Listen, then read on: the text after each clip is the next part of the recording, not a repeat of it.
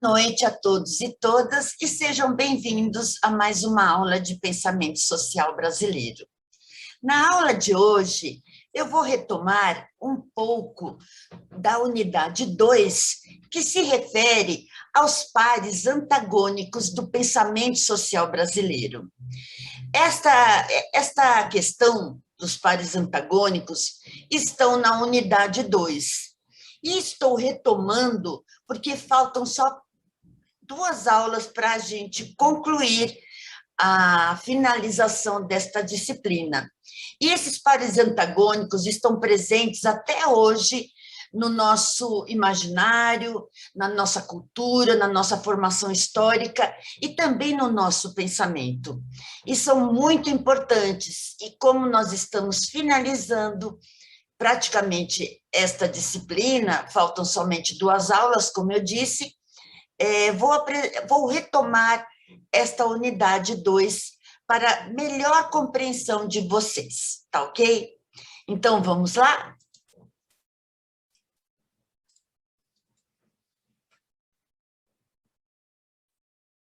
O primeiro par antagônico se refere à cultura versus poder. Este par antagônico é uma temática intrinsecamente ligada ao pensamento social brasileiro. E para a gente entender esse par antagônico, a gente precisa primeiro entender o termo de cultura como uma dimensão do processo social e utilizá-la como um instrumento para compreender as sociedades contemporâneas. Uma das questões mais importantes da discussão sobre as complexas relações entre cultura e poder diz respeito à cultura e nação, em que as discussões são muito antigas e controversas. Cultura e nação são dimensões de referência necessárias para se entender tanto o mundo antigo como o contemporâneo. E a questão que transforma tanto uma como a outra ocorre no confronto entre diferentes classes sociais. Realmente, este tema não é uma tarefa fácil de estabelecer uma única definição do que se entende sobre cultura e poder, pois são dimensões complexas e amplamente empregadas tanto na história como no campo das ciências sociais. A relação entre essas 2 dimensões enfatiza a natureza conflituosa das relações sociais, tanto em termos dos padrões de comportamento, quanto de ordenamento social, principalmente quando nos referimos no segmento de uma cultura nacional, em que suas relações de poder, tanto para delinear suas características e ou para definir os aspectos que a fazem única, não estão imunes às relações de dominação. Poder, ele está intrinsecamente no seio das relações sociais e afeta tudo e a todos. Assim, a cultura é inseparável da dinâmica das negociações políticas, dos conflitos sociais e das relações de poder estabelecido pelas sociedades. Em linhas gerais, podemos dizer que poder designa a capacidade de um indivíduo, ou grupo, ou classe, de exercer e produzir determinada influência intencionalmente sobre as condutas em outros indivíduos ou coletividades. Normas e contratos sociais estão vinculados tanto na dimensão da cultura quanto do poder. Ou seja, o poder é assim encarado a partir das relações vivenciadas entre grupos sociais institucionalizados, incluindo o próprio Estado. E é possível eleger campos mais específicos de como são travadas as relações, negociações e conflitos. O preconceito social, por exemplo, o preconceito racial, por exemplo, é um tema muito presente nas dimensões entre cultura e poder e ocorre em todas as sociedades humanas. Nas ciências sociais, a concepção do preconceito, ela está caracterizada como etnocentrismo, em que leva indivíduos, grupos e povos a supervalorizar suas próprias expressões de vida e, consequentemente, subestimar as características de outros indivíduos, grupos e povos. No caso em particular do Brasil, o preconceito racial surgiu com a colonização e instaurou o sistema de escravidão, em que sequestrou e desumanizou diferentes grupos étnicos africanos, e essa estrutura social permaneceu por séculos. Outra dinâmica que corresponde à cultura e poder nas formas de manifestação do racismo está no que se denomina de discriminação, que é o processo de marginalização social e cultural, imposta ao homem ou ao grupo diferente, como na segregação que conduz ao isolamento, inclusive geográfico, do grupo preconceituado ou discriminado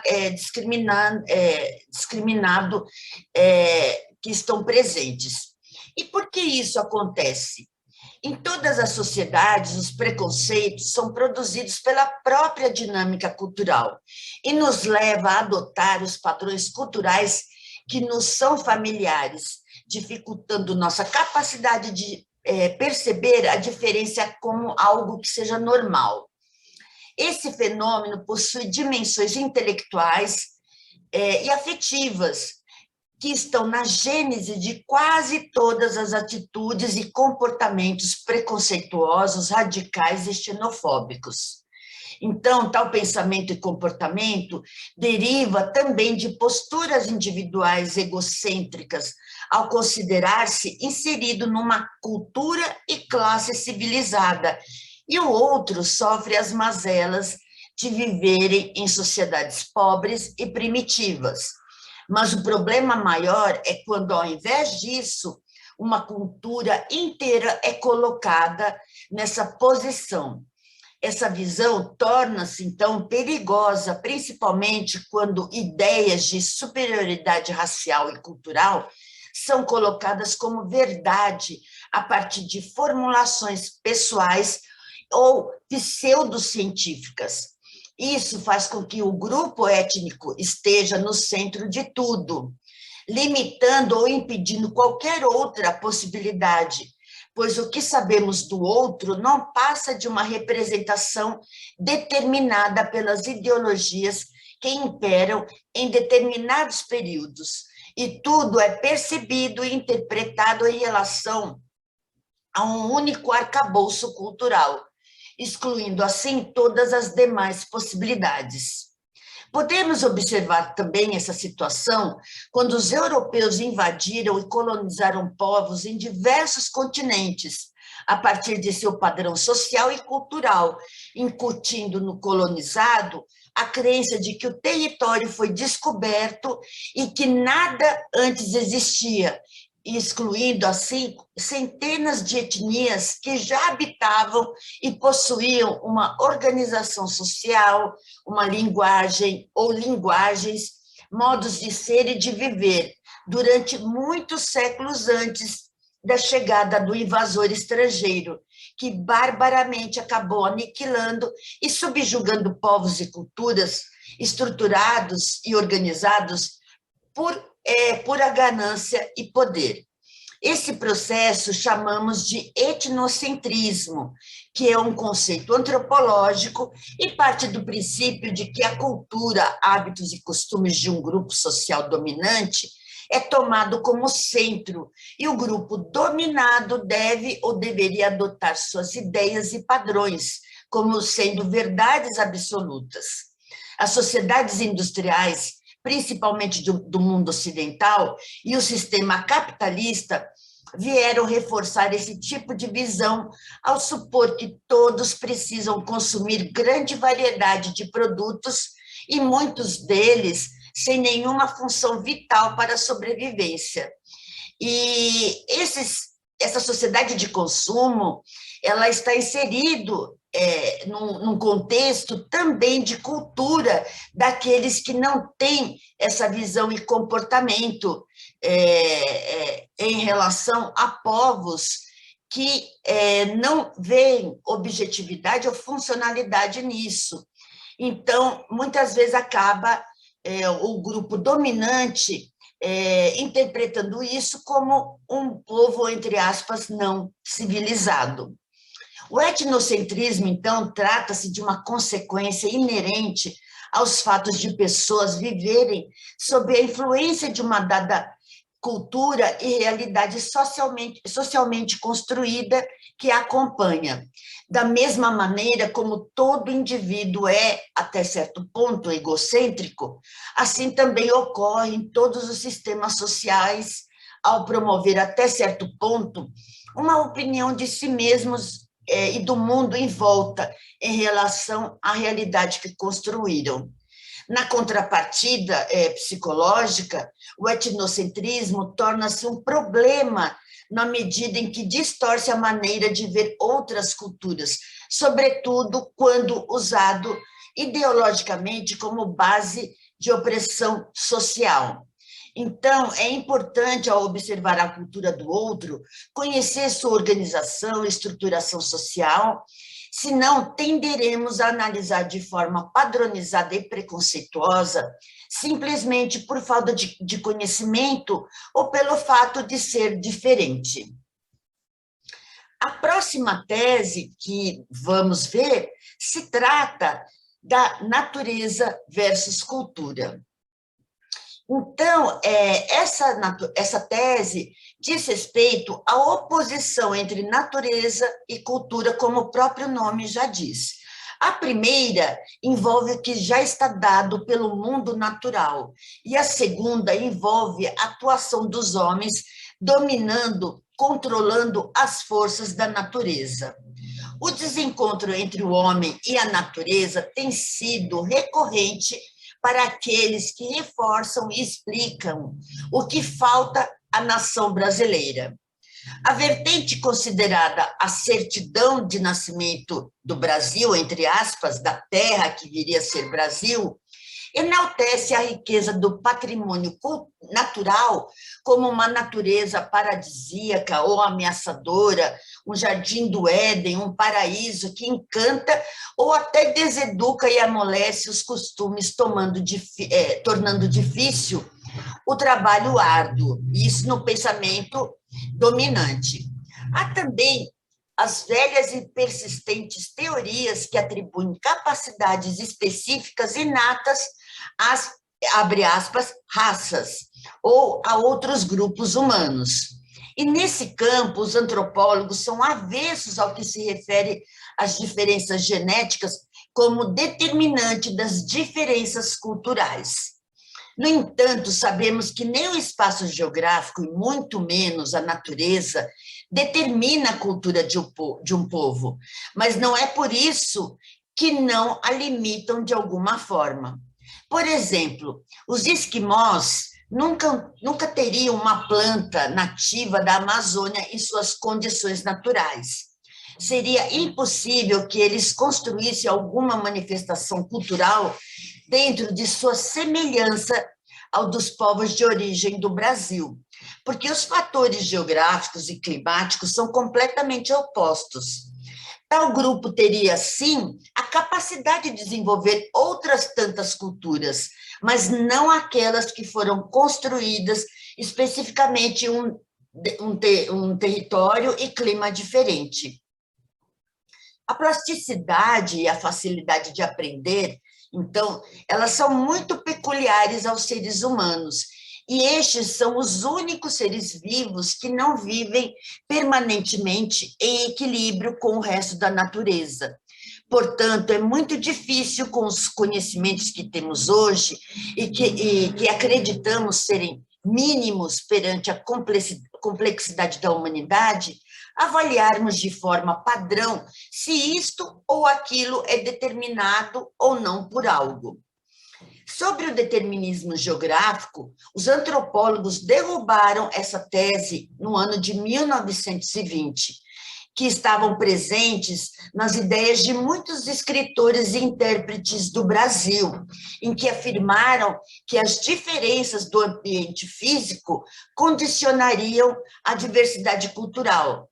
E desde a antiguidade se pensava assim, mas alguns antropólogos vão refutar o determinismo geográfico, alegando que tal ideia possui limitações quanto aos fatores culturais, sendo possível coexistirem várias culturas em um mesmo tipo de ambiente físico. Então, o determinismo geográfico, que considera o homem produto do seu meio, ou seja, que estão das condições sociais que determinam a sua vida em sociedade, é uma tese que foi derrubada a partir dos anos de 1920. E desse modo, se fosse assim, o homem, então, seria escravo do seu próprio espaço e as diferenças do mundo natural, do ambiente físico, iriam condicionar a questão ética e também entre diferentes povos. Essas ideias se basearam na dominação dos povos europeus, que se colocaram como uma civilização mais evoluída e desenvolvida, com a missão de dominar os povos considerados para eles inferiores e impor sobre eles a sua cultura e o seu modo de vida. A próxima tese se refere à ordem versus progresso. Essa tese, ela vem sendo construída em relação à ideia de nação no Brasil, principalmente no século XX. Essa tese se refere ao lema da bandeira brasileira, que tanto foi influenciada pelos princípios do positivismo. Sabemos, vocês já sabem, que a doutrina do positivismo, formulada pelo filósofo francês Auguste Comte, ela preconiza os ideais republicanos, quais são? A busca e a manutenção de condições sociais básicas e o melhoramento do país.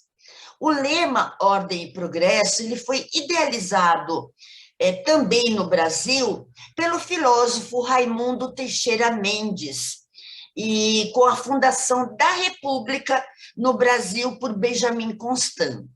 Então, tal lema, que apresenta a proposta de ordem e progresso, representa um desafio a ser vencido, tanto no sentido propriamente dito, como no Brasil, pois o que se tem, ou se tem ordem, ou se tem progresso.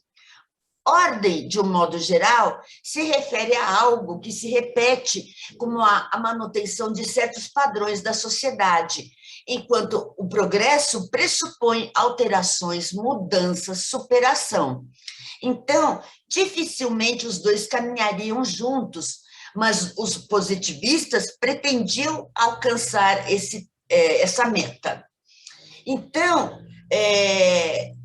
sabemos, então, que esse lema ou essa tese, ela também foi refutada e hoje sabemos que são antagônicas esses dois conceitos, eles não são iguais e não caminham juntos. Ordem e Progresso também foi o título do livro de Gilberto Freire.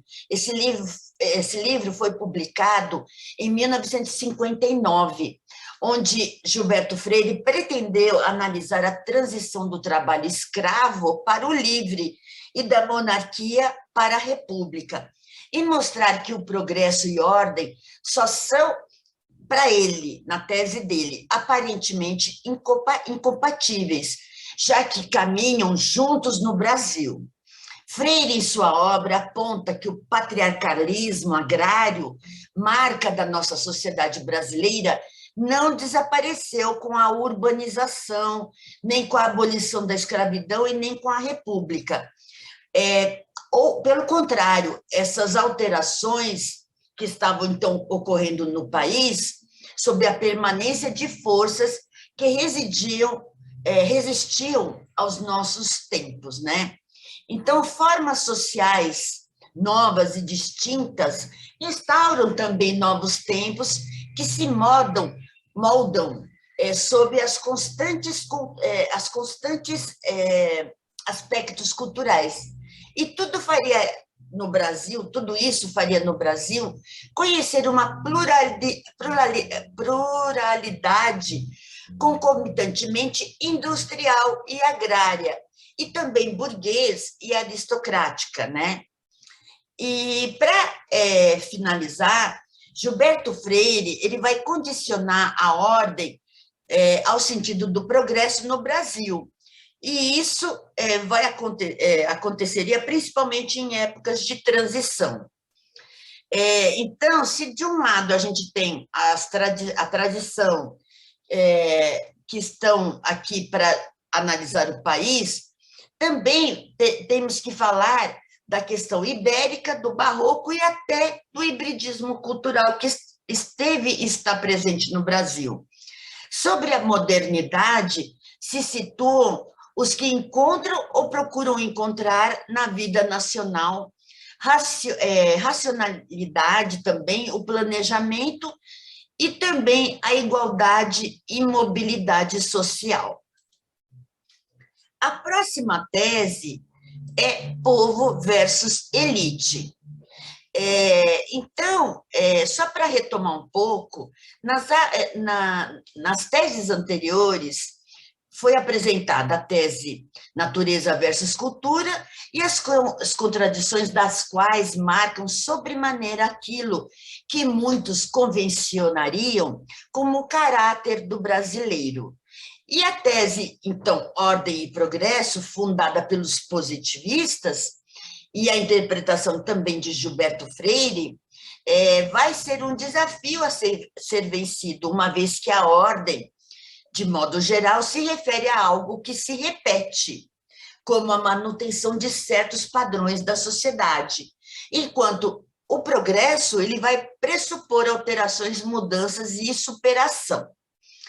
E nessa tese Povo versus Elite, ela vai explicar as relações entre classes, dirigentes e as camadas subordinadas no plano das relações sociais e políticas de nosso país. A ideia de povo versus elite, dirá os primeiros estudiosos que tentaram explicar a especificidade do povo brasileiro, apontando que o africano, o indígena e o mestiço impediram a existência de uma nação brasileira, abre aspas, civilizada. Por outro lado, o branco português colonizador também não era exemplo de caráter, já que era dominado pela ambição do ouro, do poder de subjugar os povos de origem e africanos sequestrados, objetivando-os e transformando-os em mercadoria, ferramenta de trabalho, e também pelo caráter da sensualidade do povo brasileiro. A obra de um pensador chamado Paulo Prado, a obra Retrato do Brasil, ensaio sobre a tristeza brasileira, este grande intelectual vai nos dar um exemplo ao expor as mazelas nacionais acumuladas ao longo de séculos de exploração, conformismo e desmando somados à tristeza, o romantismo, a luxúria e o vício da imitação, apontados como os maiores problemas da nossa nacionalidade. Já o escritor Eduardo Galeano, o escritor uruguaio, ele vai argumentar em sua obra As Veias Abertas da América Latina, que do período colonial até a contemporaneidade, a América Latina foi explorada no campo econômico e político, primeiro pela Europa e depois pelos Estados Unidos, e que as classes dominantes brasileiras foram constituídas por oligarquia agroexploradoras e grandes comerciantes e banqueiros aliados ao capital internacional. Diante desse contexto, o que podemos afirmar é que a história do subdesenvolvimento da América Latina integra a história do desenvolvimento do capitalismo mundial, somada à fraca burguesia no Brasil, que até hoje é incapaz de levar adiante um projeto nacional desenvolvimentista. A ditadura militar também, em muitos países do continente latino-americano, ela contribuiu significativamente para o subdesenvolvimento e formação de regimes progressistas em decorrência da ausência democrática de canais políticos de decisão e participação popular. A última tese que eu vou apresentar aqui será a do ressentimento versus o ufanismo. A tese do ressentimento versus o ufanismo, primeiro, vai dizer que, a grosso modo, o ressentimento envolve a ideia de que estão nos devendo algo, o sentimento de que deveríamos ser ou ter mais, pois temos atributos extraordinários, mas a impressão que fica é de que isso não é reconhecido. E também, por outro lado, tem a tese do ufanismo, como o inverso desse ressentimento, ou seja, de fato temos mais, principalmente pela dimensão do nosso território, da nossa grandeza na fauna e flora e da variedade de recursos naturais. Essa expressão ufanismo, ela foi utilizada no Brasil pelo conde Afonso Celso, e está muito relacionada com, na realidade, ela vem da língua espanhola, né? E ela é carregada de um significado controverso, qual seja a exaltação dos méritos extraordinários de um grupo por si mesmo. Portanto, quando falamos do fanismo no Brasil, podemos pensar em qualquer atitude ou posição tomada por determinados grupos que vangloriam o potencial brasileiro na riqueza e recursos materiais e naturais como elementos da grandeza do país. O problema de tal fato é de que ele ofusca as contradições e mascara os problemas inerentes à discussão dos dramas sociais vividos no Brasil. Entretanto, de forma ambígua, a imagem que o brasileiro tem de si mesmo é muito negativa no que se refere especificamente aos seus traços culturais e de caráter. Características como desonestidade, egoísmo, preguiça, violência são frequentemente associados à autoimagem que os brasileiros possuem de si mesmos. Mas o que chama atenção no conjunto dessas características autoatribuídas é a ideia de passividade, do trabalho, do sofrimento, do conformismo, e tudo isso temperada por uma alegria muito exacerbada. Essa contradição expressa de um ressentimento, ela se expressa de um ressentimento que vem preenchido por sofrimento e alegria.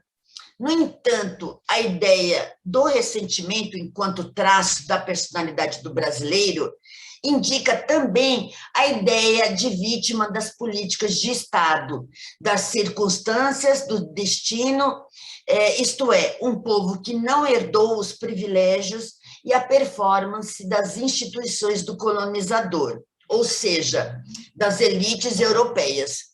E, ao mesmo tempo em que podemos justificar tal alegria tão exacerbada como a maneira pela qual o brasileiro enfrenta a desgraça de seu destino. Nesse sentido, a tese do ressentimento versus ufanismo, o brasileiro seria um povo que oscila na contradição entre o sofrimento conformado e a alegria.